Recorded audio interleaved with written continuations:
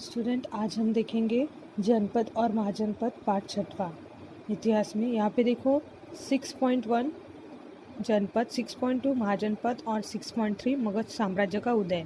मतलब जनपद क्या है, महाजनपद क्या है और मगध साम्राज्य का उदय किस प्रकार से हुआ है, इसके बारे में हम इस पाठ में जानकारी लेंगे और ये पॉइंट्स क्लियर करेंगे। ठीक है, यहाँ पे हमारा मैप है, देखिए है तो हिंद महासागर देखिए नीचे, मतलब ये तीनों भाग जो है बंगाल की खाड़ी, अरब सागर और हिंद महासागर, ये तीनों भाग पानी से व्याप्त है ना। और ऊपरी भाग में हिमालय है। तो यहाँ पे देखिए, जैसे 6वीं शताब्दी से 6वीं शताब्दी में हमारे भारत देश में जनपद किस प्रकार से था, महाजनपद किस प्रकार से था, वो हम देखेंगे। यहाँ पे देखो थोड़ा अवंती, चेदी, वत्स, काशी, मगध, अंग, उज्जी, मल्ल, पांचाल, कोसल, दिल्ली, यहाँ पे दिल्ली दिख रही है आपको, कुरु, मत्स्य, शूरसेन, गांधार, इस प्रकार के। यहाँ पे सिंधु नदी दिख रही है आपको। ठीक है, और अभी आज हम देख रहे हैं 6.1 जनपद। जनपद देखिए, लगभग ईसा पूर्व 1000 से ईसा पूर्व 600 का कालखंड वैदिकोत्तर कालखंड माना जाता है। इस कालखंड में जनपदों का उदय हुआ था। ये जनपद ही छोटे छोटे राज्य थे। जनपद मतलब क्या होता है, छोटे छोटे राज्य होते हैं। भारतीय उपमहाद्वीप के पश्चिमोत्तर में स्थित वर्तमान अफगानिस्तान से लेकर पूर्व में बिहार, बंगाल, उड़ीसा तक के प्रदेश में तथा दक्षिण में महाराष्ट्र तक के जनपद फैले हुए नजर आते हैं। देखो कहाँ से कहाँ तक, भारतीय उपमहाद्वीप के पश्चिमोत्तर में स्थित वर्तमान अफगानिस्तान से लेकर पूर्व दिशा में बिहार, बंगाल, उड़ीसा तक के ये प्रदेश जो है तथा दक्षिण में महाराष्ट्र तक ये जनपद फैले हुए नजर आते हैं। वर्तमान महाराष्ट्र का कुछ क्षेत्र तत्कालीन अशमक नामक जनपद से व्याप्त था। संस्कृत, पाली और अर्धमागधी साहित्य में इन जनपदों के नाम पाए जाते थे। यूनानी इतिहासकारों के लेखन द्वारा भी इनके विषय में जानकारी प्राप्त होती है। देखो जैसे संस्कृत, पाली, ये जो भाषाएं हैं, और अर्धमागधी भाषा, यह इस प्रकार का साहित्य में इन जनपदों के नाम पाए जाते हैं।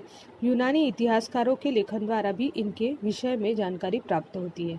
उनमें से कुछ जनपदों में राजतंत्र विद्यमान था, कुछ जनपदों में गणराज्य थे और जनपदों में अनुभवी व्यक्तियों की गण परिषद हुआ करती थी। देखो जो अनुभवी व्यक्ति होते हैं, जो एक्सपीरियंस उनको ज़्यादा होता है, तो वो जनपदों में अनुभवी व्यक्तियों की गण परिषद हुआ करती थी। गण परिषद के पार्षद सदस्य एक दूसरे के साथ विचार विमर्श करके राज्य प्रशासन से संबंधित निर्णय लेते थे। देखो अगर राज्य प्रशासन मतलब राज्य का कारोबार अगर चलाना है, तो इसके लिए क्या होता है, कौन सा काम किस प्रकार से होना चाहिए, इसके लिए चर्चा होती है। तो गण परिषद के पार्षद मतलब जो सदस्य रहते थे, वो एक दूसरे के साथ विचार विमर्श करते थे, चर्चा करते थे और राज्य प्रशासन से संबंधित निर्णय भी लेते थे। इस प्रकार का विचार विमर्श जहाँ होता था, उससे सभागार को संथागार कहते हैं। क्या कहते हैं, संथागार कहते हैं। गौतम बुद्ध शाक्य गणतांत्रिक राज्य से संबंधित थे। प्रत्येक जनपद के अपने अपने सिक्के थे। देखो पहले ना प्रत्येक जो जनपद रहता था, मतलब क्या होते हैं, छोटे छोटे राज्य, उनके अलग अलग प्रकार के सिक्के हुआ करते थे और उससे उनका कारोबार चलता था। तो यहाँ पे देखिए 6.2 महाजनपद। अभी आपको समझा 6.1 जनपद क्या होता है। जनपद मतलब छोटे छोटे राज्य होते हैं। ठीक है, अभी हम देखेंगे 6.2 महाजनपद। कोसल महाजनपद का विस्तार हिमालय की तलहटी में नेपाल और उत्तर प्रदेश में हुआ था। ये जो कोसल महाजनपद है, इसका विस्तार कहाँ से कहाँ तक हुआ है, हिमालय की तलहटी से, मतलब जहाँ पे हिमालय स्टार्ट हो रहा है वहाँ से लेके नेपाल और उत्तर प्रदेश तक फैला हुआ था।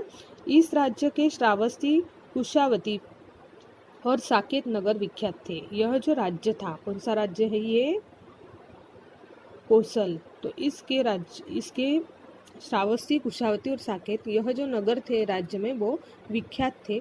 श्रावस्ती कोसल महाजनपद की राजधानी थी। गौतम बुद्ध ने श्रावस्ती के प्रसिद्ध विहार जेतवन में दीर्घ समय तक निवास किया था। गौतम बुद्ध सबको मतलब प्रचलित है, सबको पता है गौतम बुद्ध कौन थे। तो और हमने इसके पहले वाला जो पार्ट है, इसमें भी हमने उनके बारे में बहुत सारी जानकारी ली है।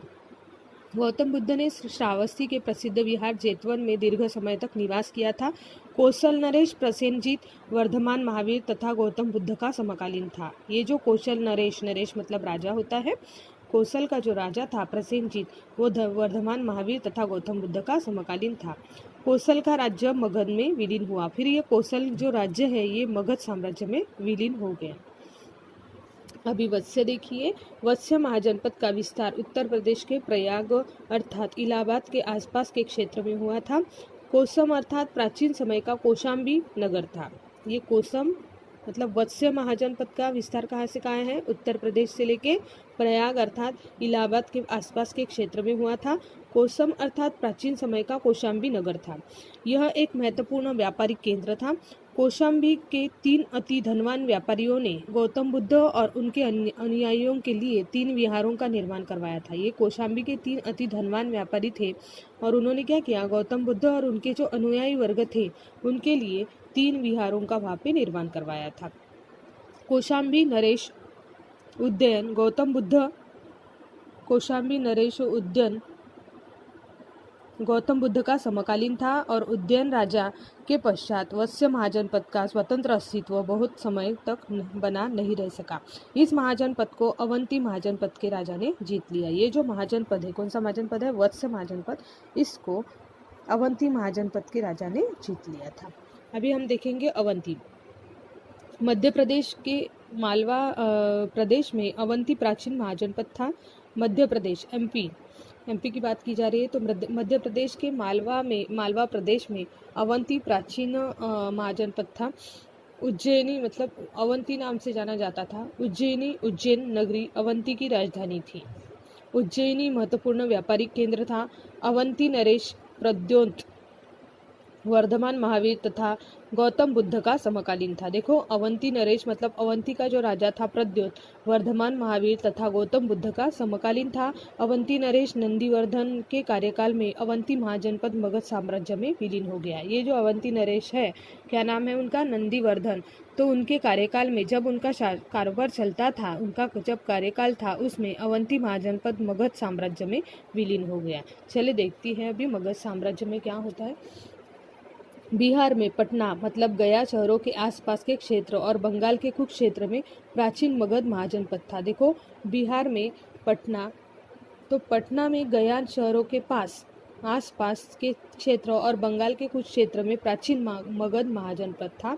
राजगृह राजागीर मगध की राजधानी थी। राजगृह मगध की राजधानी थी। महागोविंद नामक वास्तु विशारद ने बिंबिसार के राजप्रसाद का निर्माण किया था। ये महान गोविंद नामक जो वास्तु विशारद शास्त्रज्ञ था, इसने क्या किया? बिंबिसार के राजप्रसाद का निर्माण किया था और बिंबिसार के दरबार में जीवक नामक प्रसिद्ध वैद्य भी था। बिंबिसार ने गौतम बुद्ध का शिष्यत्व स्वीकारा था। ये जो बिंबिसार राजा था, इसने क्या किया? गौतम बुद्ध का उन्होंने शिष्यत्व स्वीकारा था। ठीक है, इस प्रकार से ये हो गया आपका 6.2 महाजनपद पद किस प्रकार से था वो आपको एक बार ये और अच्छे से रीड करना है अपने घर में। ठीक है, और साथ ही साथ आगे का पार्ट भी पढ़कर रखना है।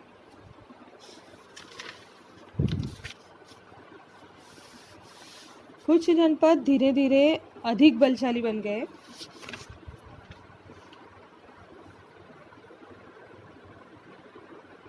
तो आगे वाला पार्ट आपको अभी पढ़ के रखना है। इसके बाद उसके बारे में हम जानकारी लेंगे। ठीक है, थैंक यू।